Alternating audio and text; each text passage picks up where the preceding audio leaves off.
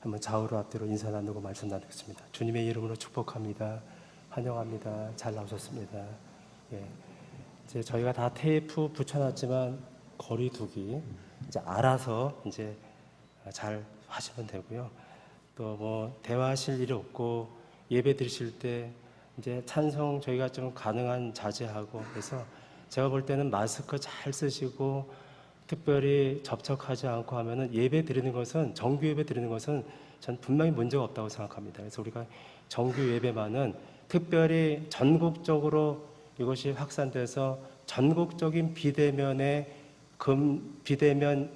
조치가 시행된다면 그때는 저희가 같이 따라줘야만 되지만 그 전까지 저희는 허락되는 범위 내에서 예배를 드릴 것입니다. 그래서 그것에 대해서 이렇게 예배 드리는 것에 대해서 주위에서 세상 사람들은 막 손가락질합니다.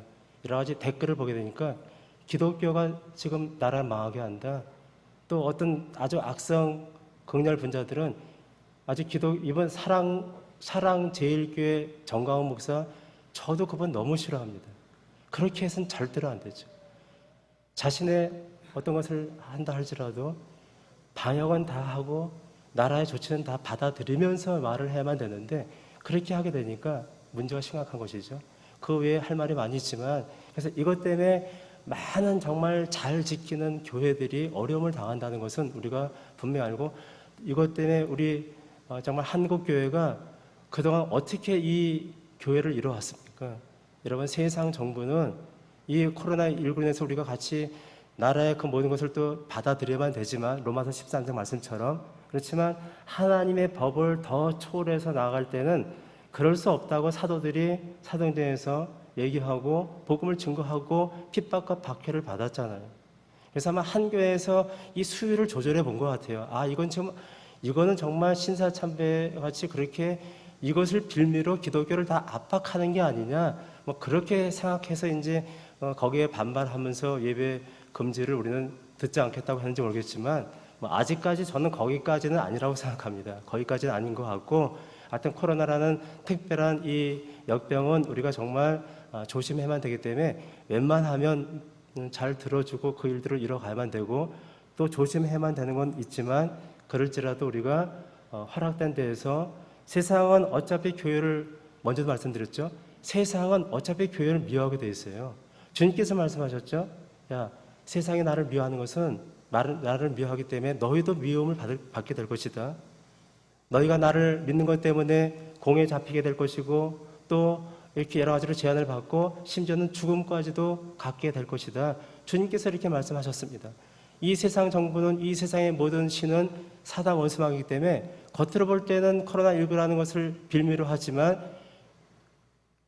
보이지 않게 우리의 예배를 영광스러운 예배를 압박하고 끊임없이 우리를 주 앞에 나가지 못하게 하는 것이 온라인 예배 드릴 수 있습니다. 저도 온라인 예배를 통해서 결국 은혜 받는 경우도 있지만 그렇지만 그것은 잠깐이고 근본적인 것은 그렇게 계속 가게 된다면 안 된다는 것이죠.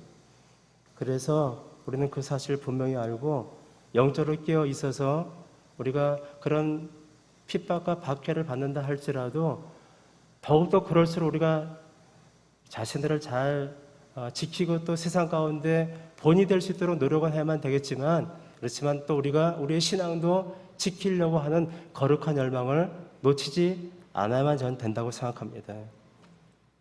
오늘 말씀 보게 되면 엘리야 선지자가 이제 아합 왕과 제의를 했죠. 지난주에요. 그래서 서로 상대방을 향해서 이스라엘을 괴롭게 하는 자라고 얘기합니다. 아합이 그렇게 얘기하고 엘리야도 받아서 아니다. 당신이 바로 이스라엘을 괴롭게 하는 자라고 비난합니다.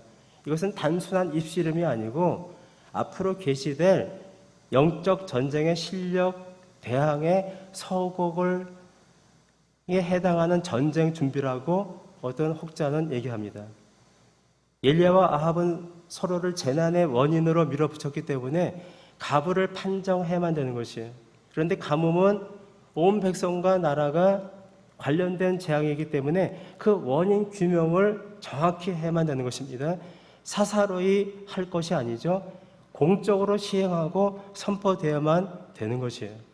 그래서 이제 엘리야 선지자는 19절 말씀 보니까 그런즉 사람을 보내온 이스라엘과 이세벨의 상에서 먹는 바알의 선지자 450명과 아세라의 선지자 400명을 갈멜산으로 모아 내게로 나오게 하소서라고 이렇게 이제 기선을 잡고 아하방에게 바알 선지자들을 갈멜산에서 모아서 단판을 짓자고 제안을 합니다. 아하방이 볼 때는 엘리야의 제안은 너무도 자기 편에는 되게 유리한 것이에요. 그렇죠? 여러분, 지금 갈멜산이 어딥니까? 바알의 성산이에요.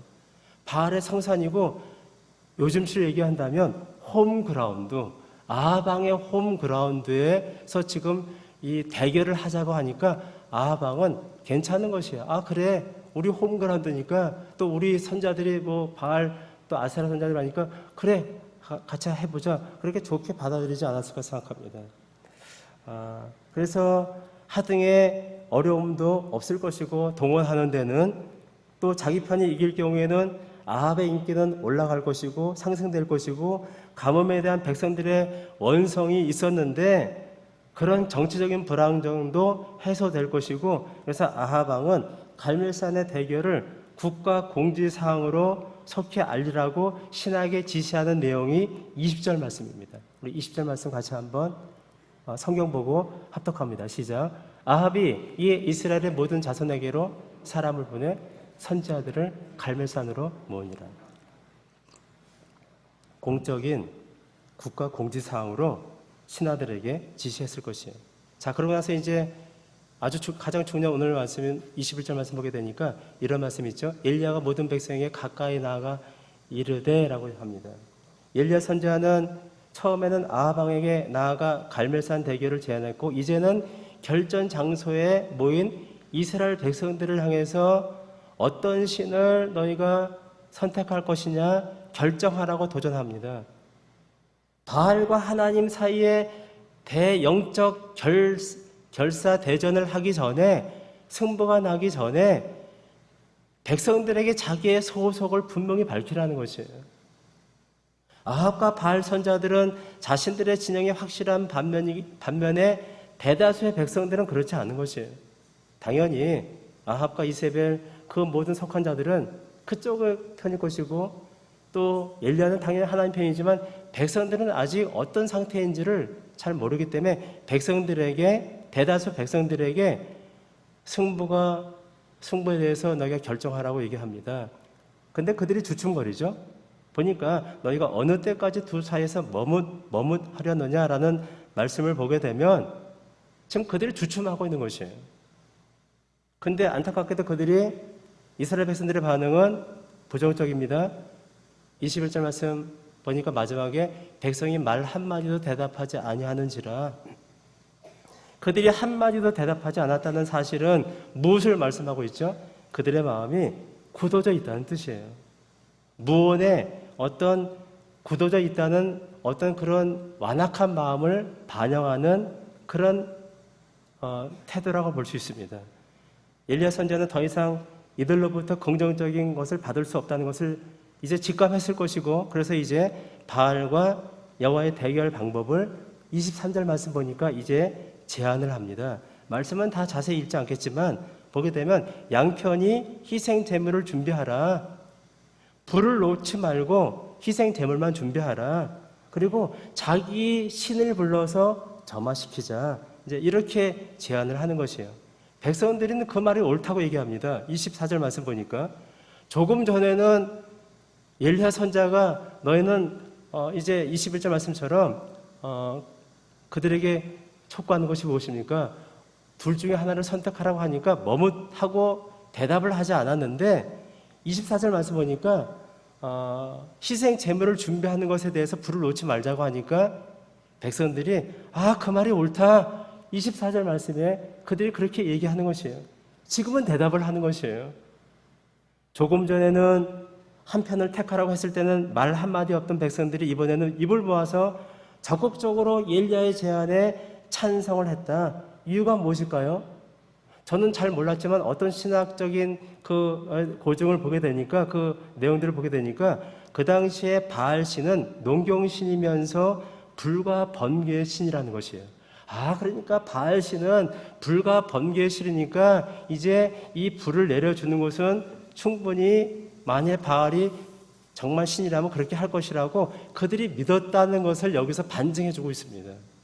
그러니까 이렇게 보시면 되죠.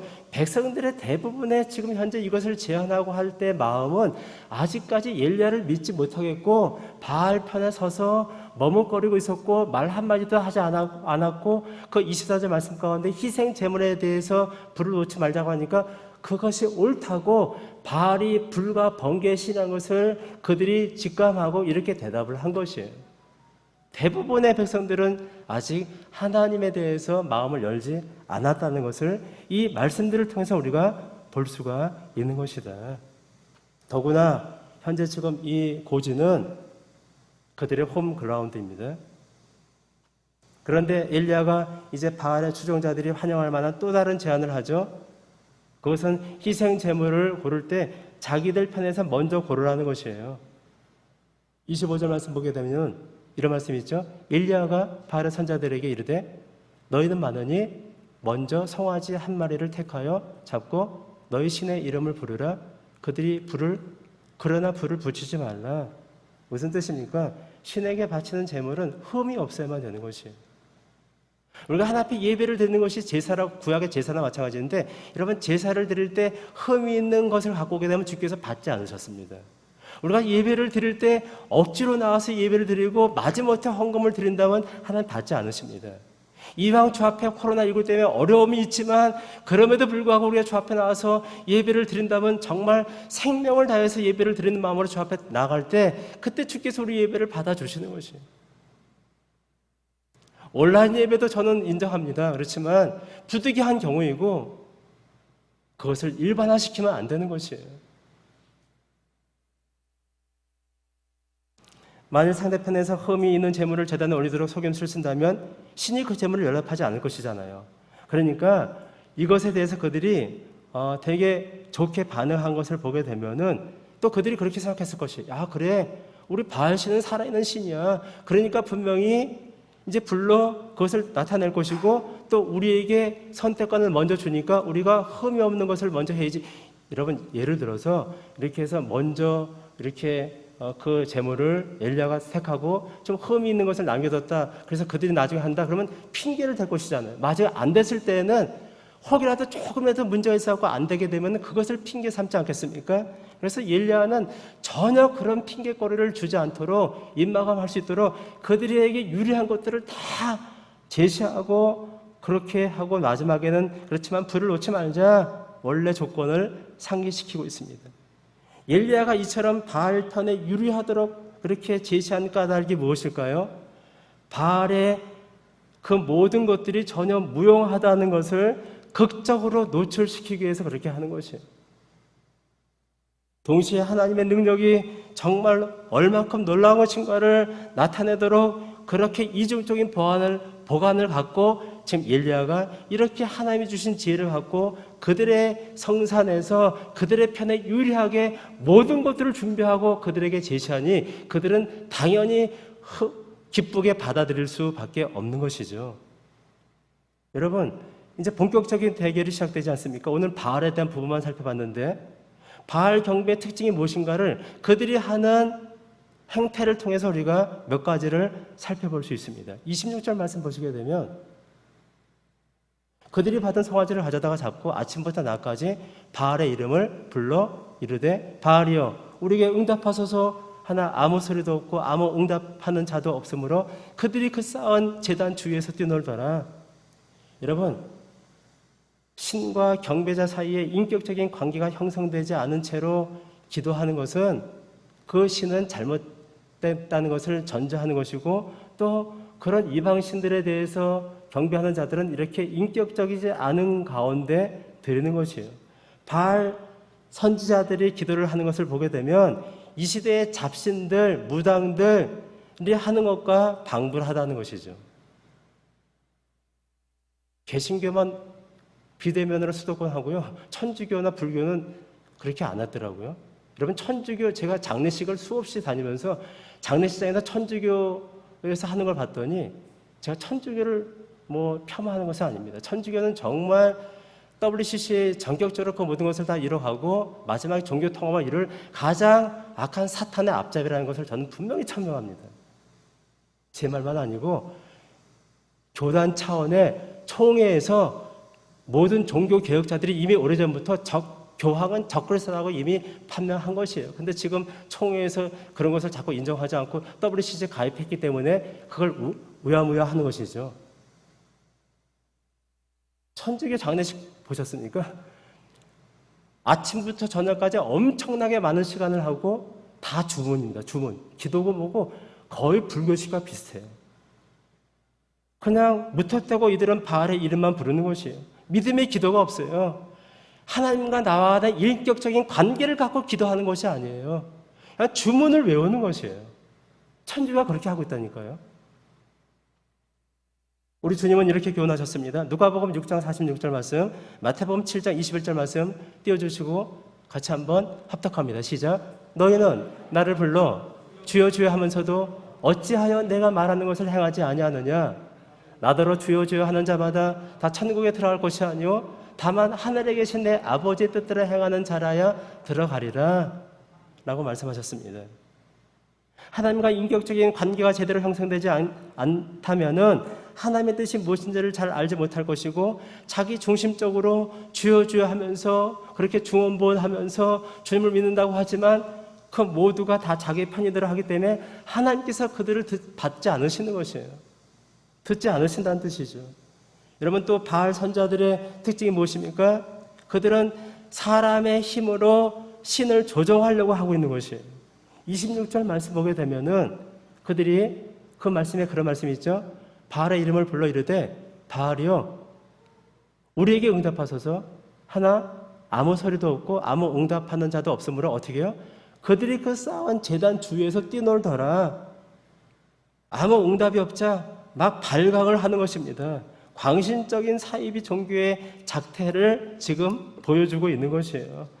여러분 시한부 종말론 다미 성교를 비롯해서 잘못된 기도원에서 또 잘못된 기도원, 여러분 기독교 내에 나름대로는 그 개신교 정통 개신교 안에 있지만 기독교 내에서 얼마나 잘못된 그런 이단 같은 자기네들은 이단이 아니라고 하지만 이단 같은 행태들이 얼마나 일어나고 있습니까?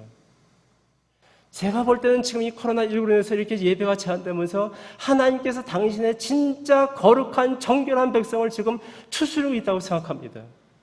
여러분 잘못된 교회가 기독교를 대변합니까? 절대로 그런 것이 아닙니다. 하나님의 집에서부터 심판이 온다고 베드로전서 4장 17절 18절 말씀에 있어요. 그렇다면 경건하지 아니한 자들은 죄인들은 어디에 서리요? 의인이 겨우 구원을 받으면 죄인들은 어디에 서리요? 하나님의 집에서부터 심판이 온다는 거 심히 중요한 말씀입니다. 하나님은 당신의 백성들이 온전치 않기 때문에 북이스라엘 남유다를 철저하게 아수를 통해서 바벨을 통해서 철저하게 그들을 유린당하게 하고 심판하셨어요. 그러니까 세상 사람들이 볼 때 저 하나님 믿는 백성이 왜 이렇게 저 모양이야? 우리보다 못하네? 그 말이 아닌 것이에요. 하나님의 교회를 심판하신다는 것은 무슨 뜻입니까? 믿지 않은 불신자들은 오죽하겠냐는 것이에요. 그들은 볼 것도 없다는 것입니다. 분명히 하십시오. 하나님의 집에서부터 심판이 오고 이렇게 우리가 압박을 당하고 세상 가운데 조롱거리가 되는 것, 이것을 통해서 우리는 우리 자신을 돌아보고 하나님의 진정한 교회의 정체성이 무엇인가를 깨닫게 될 것이고 우리가 하나님에 대해서 그동안 얼마큼 소홀히 예배를 했기 때문에 하나님께서 여러분 정광훈 목사 그거는 잘못된 것인데 그것을 빌미로 악한 사탄이 정보를 통해서 우리를 압박하는데 억울하지도 않습니까? 세상 사람들이 기독교를 다 도매급으로 다 나쁘게 평가하는 것이에요. 근데 그것은 우리에게 지금 향하신 하나님의 전 섭리가 있다고 생각합니다. 너희들 교회가 지금 너무도 안일하게 지냈기 때문에 기도하지 않고 하나님 사명 감당하지 않았기 때문에 우리를 흔들어 대시는 것이에요. 근데 그나마 다행입니다. 우리를 흔드실 때 우리가 빨리 깨닫고 주님의 뜻을 깨닫고 주 앞에 돌아와 하나님의 온전하신 하나님의 알곡 신자들로 우리 자신들을 돌아봐야만 되는 것이에요. 세상 사람들은 여러분 하나님의 교회를 심판하신다면 믿지 않는 불신자들은 볼 것도 없다는 것입니다. 다 지옥불에 떨어지게 될 것입니다. 그나마 우리를 추스리시고 사랑하는 자녀이기 때문에 너희들 그렇게 하면 안 돼 하면서 우리를 추스리시고 징계하시는 것이에요.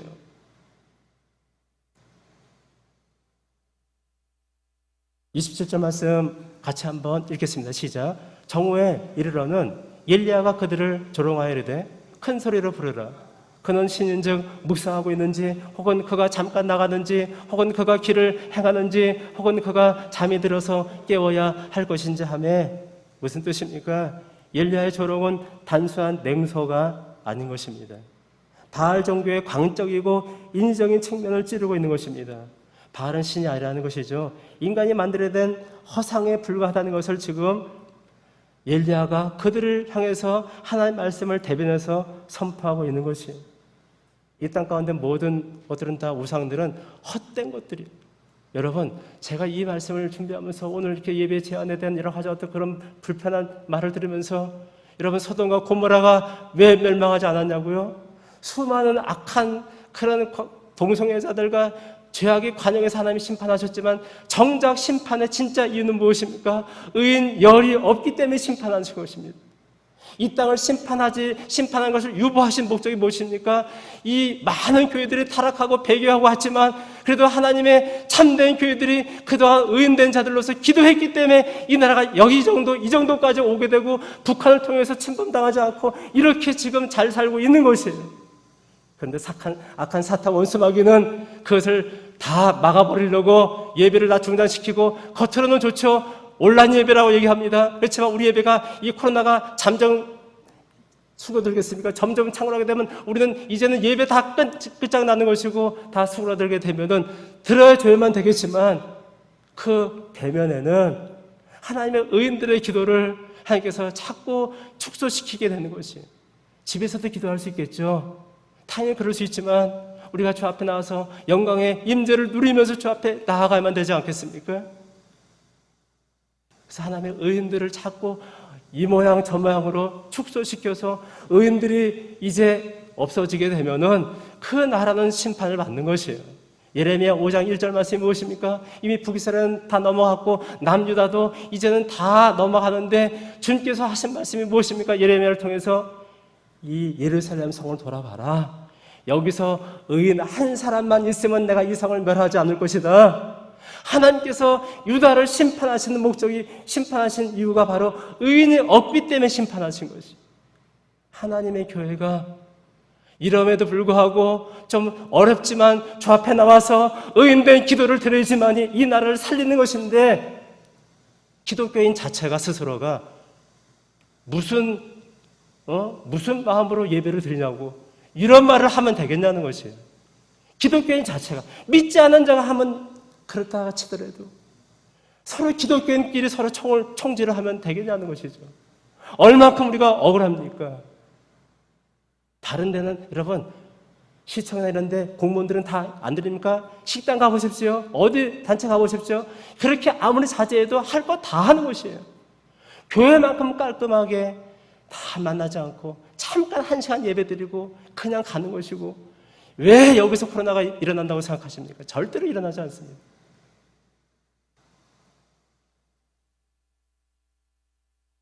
바알은 신이 아니라는 것이죠.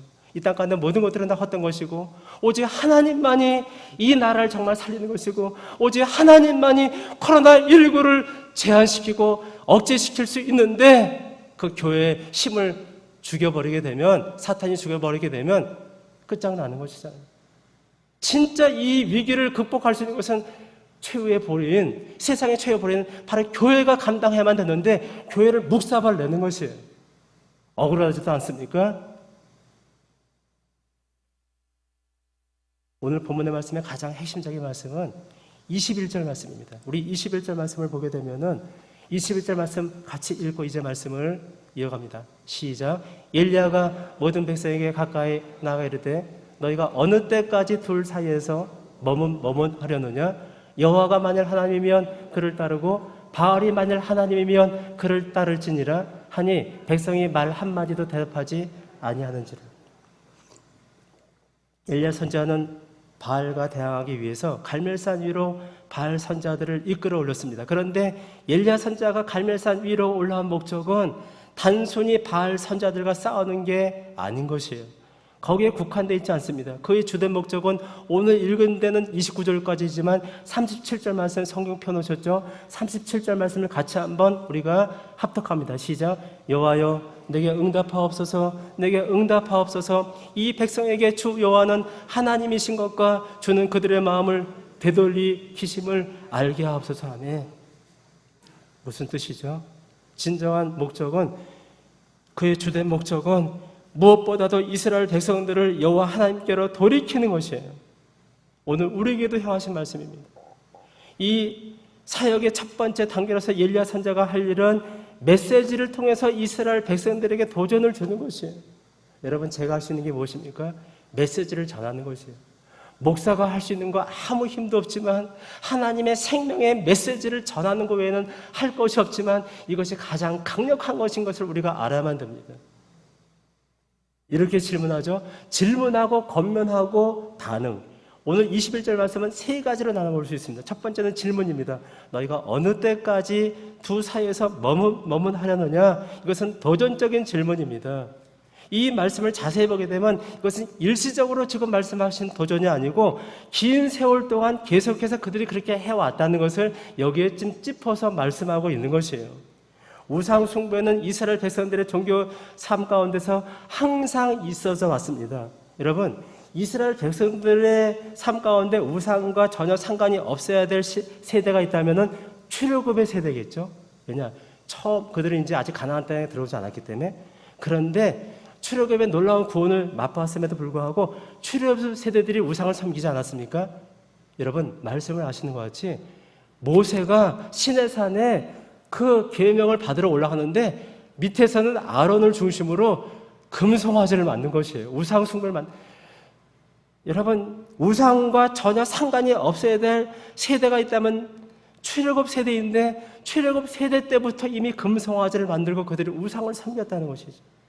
가나안 정복 세대들은 말할 것도 없고요.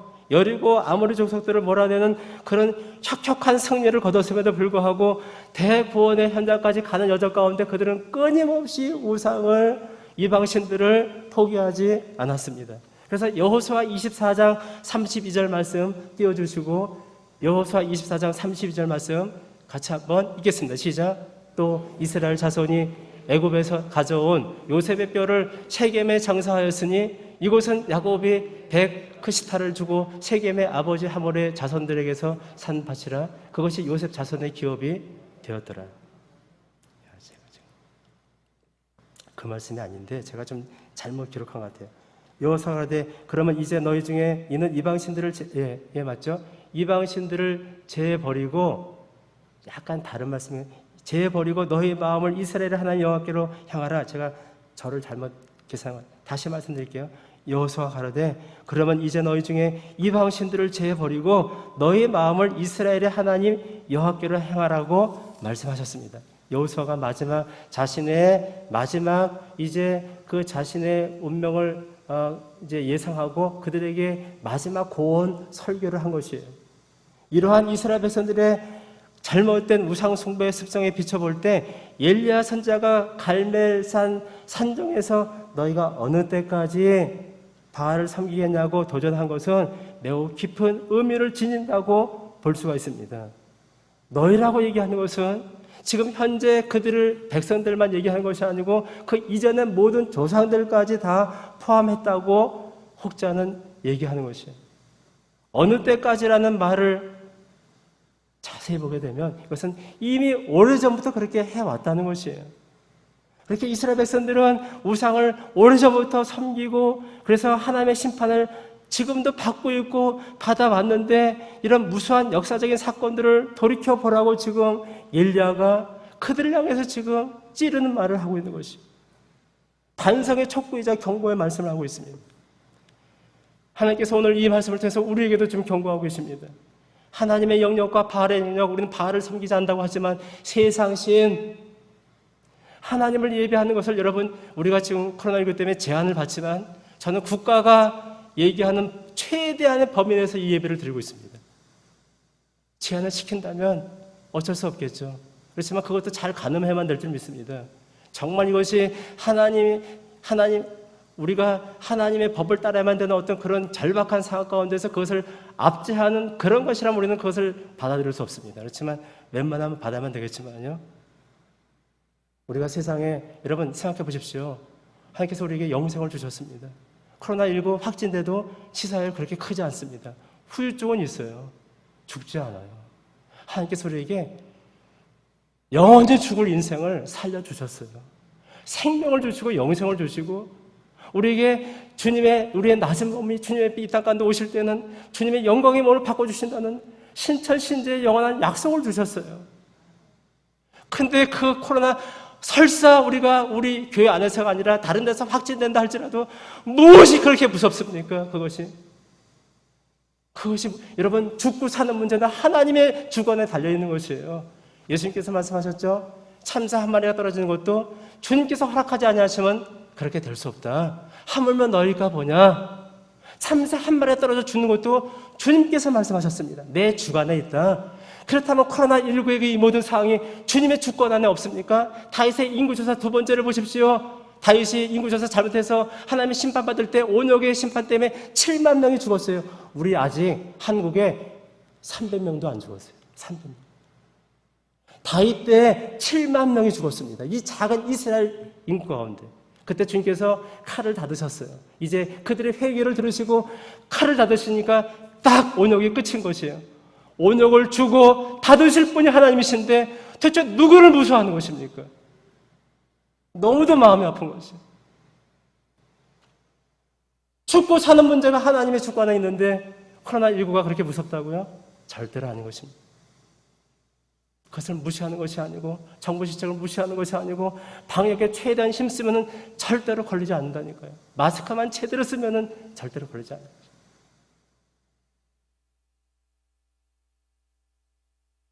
어느 때까지 이중표리를 하겠느냐, 그렇게 우리에게 도전하고 계십니다. 무당집이나 점설자의 집이 아닌 교회당에 다닌다고 할지라도 성경과 찬송가를 메고 예배를 드린다 할지라도 우리의 마음은 정부의 시책에서 한마디 강하게 하면은 이거 들어야지 왜 이렇게 예배를 드려 이렇게 나온다면 그것은 교인이 아닌 것입니다. 심히 마음이 아파야만 됩니다. 두 사이에서 왜 머뭇머뭇거립니까? 하나님 편을 택해야만 된다는 것이죠. 그렇다고 해서 우리가 방역을 안 하는 것이 아닌 것입니다. 우리의 마음의 중심은, 우리의 진정한 마음의 진정한 본향을 향해서 나아가는 우리의 마음의 중심은 하나님 편에서 어쩌든지 그 일들을 도모하고 이뤄가야만 된다는 그런 말씀을 드리는 것입니다. 문제는 그들의 실생활과 사고방식에 있어서 근본적인 방향의 전환이 없다는 것이죠. 세상의 가치관을 그대로 갖고 있기 때문에 그들은 그것을 그렇게 하지 않는 것이. 여러분, 기독교는 유일신을 믿는 종교죠. 중립지대, 회색지대란 있을 수가 없습니다. 하나님께서 지금 이 시대에 우리를 지금 속관하고 계신 것입니다. 우리의 진정한 믿음을 테스트하고 계신 것이에요. 이 정도 갖고 이렇게 우왕좌왕하는데 정말 대환란이 때가 돼서 너 예수 믿으면 무조건 너 죽어. 이렇게 되고 짐승의 표에 대해서 받지 않으면 넌 다 죽고 아무것도 할 수 없어. 이렇게 되면 그때는 웬만한 사람들 다 떨어져 나갈 것입니다. 그때까지 남아있지 않아야만 되겠지만요. 그러니까 이제 우리가 마지막 고난들을 준비하면서 우리가 지금 신앙의 저력을 길러야만 된다는 것이죠. 이것이 얼마큼 좋은 시험 잣대인지 몰라요. 이럴 때 우리가 정말 하나님을 정말 고백하고 믿고 그렇게 신하고 나가야만 되는데 여기서 우왕좌왕하면 안 되고 한편을 택해야만 된다는 것입니다. 두 번째, 그들을 향해서 권면합니다. 여호와가 만일 하나님이면 그를 쫓고 바알이 만일 하나님이면 그를 쫓을 것이니라. 구체적인 분명한 선택을 요구하는데 강요하지 않습니다. 권면합니다. 기독교는 강요하지 않습니다. 기독교는 구걸하지도 않습니다. 우리가 현재 수도권이 아니기 때문에 아직 비대면 아닌데 미래 겁먹고서 안 나온다? 뭐 그럴 수 있습니다. 불신자의 남편과 불신자의 어떤 걸 가족들이 연관돼서 그럴 수 있겠죠. 그렇지만 여러분, 우리는 주님은요 우리에게 자유를 주셨고 아담과 하와도 그것 때문에 선악과를 취한 것이고 지금도 우리에게 강요하지 않습니다. 저도 강요할 수가 없습니다. 여러분들이 안 나오는 것은 여러분들의 자유예요. 여러분들이 영원한 영생과 여러분들이 영원한 영벌을 갖는 것은 여러분들의 선택이고 교회는 목사는 어쩐지 구원의 복음의 좋은 소식을 전해서 그들이 선택할 수 있도록 그것을 메시지를 선포하는 것이에요. 엘리야가 너희들 그러면 안 되라고 하지 않았습니다. 선택을 줬습니다. 이 나라도 우리에게 선택을 줘야만 되는 것이에요. 금지하는 명령 조치를 하면 안 되고 강력하게 권고할지라도 우리가 선택할 수 있도록 해야만 되는 것이에요. 기독교의 한 특징은 선택의 자유가 있습니다. 아담과 하와는 본능적이거나 기계적인 존재로 창조되지 않았습니다. 우리도 마찬가지입니다. 각자 판단에 자기가 행한 대로 받게 되는 것입니다. 주 앞에 심판대 섰을 때 우리가 각자 행한 대로 받게 될 것이다. 결국 진리를 쫓으라는 그런 선포의 말씀을 엘리야가 지금 하고 있는 것이에요. 그러면서 이제 마지막에 말하는 것이 무엇입니까? 너희 섬길 자를 오늘날 택하라. 오직 나와 내 집은 여호와를 섬길 것이라고 말하고 있죠. 반응을 이제 보는 것입니다. 그렇게 얘기했을 때 그들의 반응이 어떻게 나옵니까? 21절 마지막에 보니까 백성이 한 말도 대답하지 아니하는지라 라고 말하고 있습니다. 그렇게 나와 있습니다. 여러분, 갈멜산의 사건 가운데 가장 답답하고 야속한 대목이 있다면 이스라엘 백성들의 함구무혼이라고 혹자는 말합니다. 그들은 자신들의 민족 역사를 통해서 하나님의 존재와 구원의 능력과 하나님의 놀라우신 사랑의 속성과 그 은혜를 그들이 끊임없이 수없이 체험했음에도 불구하고 이렇게 이방신들을 접촉하면서 지금 이 시를 얘기하면 세속화가 되어서 적당주의와 편리주의와 세속적인 사고방식에 물들어 버려서 이제 해가 가고 달이 가고 그런 가운데 영적 분별력을 잃어버리고 이제는 회색지대에 들어가서 아무 말도 하지 못하는 상태까지 가게 된 것입니다. 하나님은 엘리야 같은 그렇게 귀한 종을 보냈지만 그 엘리야의 메시지마저도 혼합주의와 세속적인 생활 습관에 심히 젖어버린 이스라엘 백성들은 전혀 움직이지 않았습니다. 요동하지 않았습니다. 함구하고 있습니다. 우리에게 주시는 도전이죠. 여러분들은 어떻게 대답하실 것입니까? 오늘 이 코로나19로 인해서 이것을 그렇게 극하게 연관시키는 것이 아니고 이런 시험에 이런 일들을 통해서 우리가 이런 것과 유사한 끊임없는 우리의 신앙을 갉아먹고 우리의 신앙을 곤두박질 치게 하는 수많은 시험들이 오게 될 때 우리는 이제 어떻게 할 것인가가 이런 사건들을 통해서 우리에게 지금 훈련시키고 계신 것이에요. 그 하나님 말씀을 듣고도 아무런 응답이 없다는 것은 그 영혼이 죽었다는 증거라고 볼 수 있습니다. 말씀 읽겠습니다. 고린도전서 10장 11절 말씀 읽고 말씀을 맺겠습니다. 시작. 그들에게 일어난 이런 일은 본보기가 되고 또한 말세에 만난 우리를 깨우치기 위하여 기록되었느니라. 예, 맞습니다. 이 모든 기록된 말씀들은 지금 마지막 때를 살고 있는 여러분 지금 우리 시대가 마지막 때입니다. 이런 일들을 경험해 보셨습니까? 교회를 다니면서 한 번도 경험해 보지 못한 일들을 당하고 있는 것이죠. 이제 이런 일들은 전문가들의 말에 하면 끊임없이 일어난다는 것이에요. 얘기하지 않습니까? 누가? 다시는 우리의 과거의 좋은 때는 절대로 돌아오지 않는다. 제 말이 아닌 것입니다. 다시는 돌아오지 않습니다. 각오하셔야만 됩니다. 우리의 진짜 신앙을 주님 앞에 보일 때가 되었습니다. 그래서 이제 우리에게 주신 경계를 깨닫고 우리가 정말 그 신앙을 지키면서 끝까지 믿음을 승리하는 우리 모두가 되기를 주님의 이름으로 간절히 축원합니다. 기도하겠습니다. 살아계신 아버지 하나님, 엘리야 선지자가 백성들에게 말하고 있습니다. 너희가 어느 때까지 둘 사이에서 머뭇하려느냐. 여호와가 만일 하나님이면 그를 따르고 바알이 만일 하나님이면 그를 따를지니라. 그렇지만 백성들은 말 한마디도 하지 않고 함구무언이었습니다. 우리들은 현재 어떻게 이 도전에 대한 말씀에 응답할 수 있는지 우리 각자 개인이 돌아보게 하여 주옵소서. 시대적인 상황을 돌아보면서 하나님의 뜻이 무엇인가를 깨닫게 도와주옵소서. 너희는 천기를 분별할 줄 알면서 시대의 징조는 깨닫지 못하냐고 책망하신 주님의 말씀을 돌아보면서 지금이 마지막 때라는 것을 깨닫고 하나님, 우리가 영적 분별력을 가지고 이 모든 일들을 잘 선별해서 하나님의 선하신 뜻을 깨닫고 정말 믿음으로 승리하며 저 앞에 달려가는 믿음의 승리자들 다 되게 하여 주옵소서. 이제는 우리의 소망 되시고 다시 오시겠다 약속하신 우리 구주 예수 그리스도의 은혜와 하나님 아버지의 놀라우신 사랑하십니다. 성령의 인도와 교통과 위로와 축복하십니다. 오늘도 주님 힘든 가운데 참으로 예배 자리에 나와서 말씀을 듣고 우리의 신앙을 다시 한번 돌아보고 회색지대 안에 있지 않고 진정한 하나님 편에서 남은 우리의 삶을 주 앞에 온전히 올인하며 주 앞에 살기를 소원하는 이곳에 모인 사랑하는 성도들과 저들의 가정과 직장과 산업과 이 땅 가운데 신실한 주의 모든 교회들 위해 이제로부터 영원까지 함께 하실지어다. 아멘.